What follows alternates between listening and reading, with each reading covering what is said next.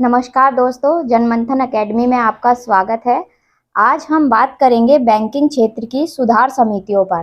तो देखेंगे कि बैंकिंग क्षेत्र से संबंधित प्रमुख समितियां कौन सी थी जिनका जो प्रमुख सुधारों के लिए लाई गई थी।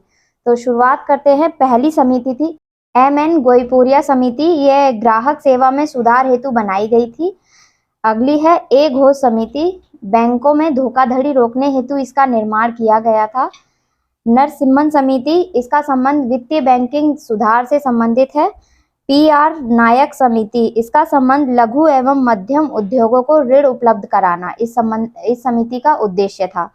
एस.एस. तारापुर समिति, यह समिति विदेशी विनिमय में पूंजी खाता परिवर्तनीयता हेतु बनाई गई थी। अगली है आर.वी. गुप्ता समिति। इसका संबंध कृषि ऋण के क्षेत्र में सुधार से संबंधित है। वाई.वी. रेड्डी समिति, यह छोटी बचतों से जुड़ी व्यवस्था में सुधार से संबंधित है। अगली है पी.आर. खन्ना समिति। यह गैर निष्पादक परिसंपत्तियों की रूपरेखा में परिवर्तन से संबंधित है। अगली है दीपक पारेख समिति। इसका उद्देश्य आधारिक संरचना के वित्तीय मामलों में सुझाव देने के लिए किया गया था। डी सुब्बाराव समिति, इसका उद्देश्य मौद्रिक नीति पर सलाह देना था। दामोदरन समिति, यह बैंकिंग सेवाओं में सुधार हेतु लाई गई थी। इसके दो उद्देश्य थे। पहला था न्यूनतम बैलेंस की अवधारणा को समाप्त करना और दूसरा उद्देश्य था आवश्यक सेवाओं को निःशुल्क बनाने की सिफारिश करना। यानी कि न्यूनतम बैलेंस की अवधारणा जो समाप्त की गई थी वह दामोदरन समिति से की गई थी। अगली है श्यामला गोपीनाथ समिति।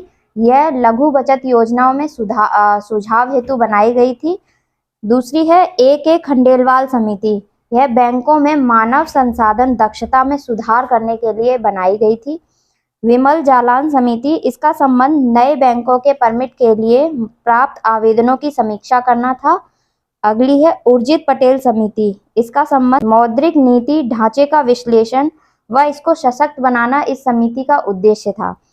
उषा थोराट समिति, यह समिति देश के सभी गांवों में वित्तीय सेवाएं उपलब्ध कराती थी।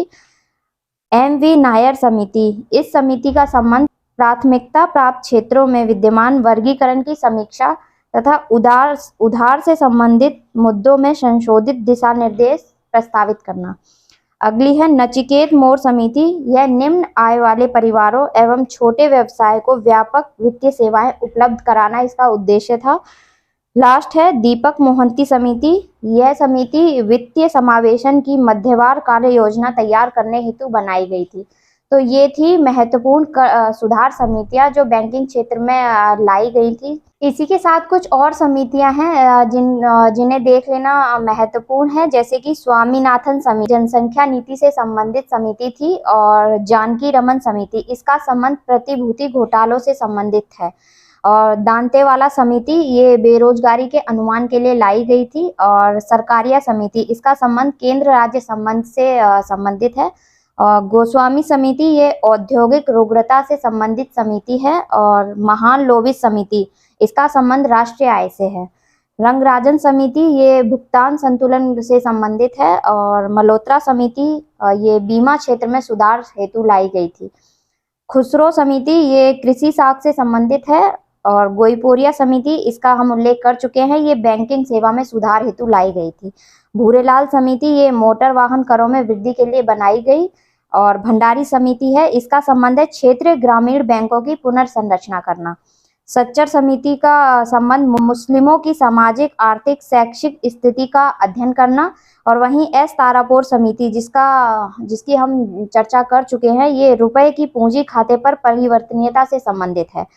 आबिद हुसैन समिति, ये लघु उद्योग से संबंधित है। और डॉक्टर कीर्ति एस पारिक समिति, ये पेट्रोलियम उत्पादों की मूल्य प्रणाली पर सुझाव देने हेतु बनाई गई थी।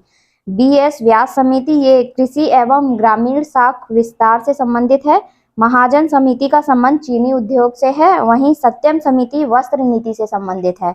मीरा सेठ समिति हथकरघा के विकास से संबंधित है। तो ये थी बैंकिंग क्षेत्र में सुधार से संबंधित समितियां और इसके साथ ही अन्य समितियां।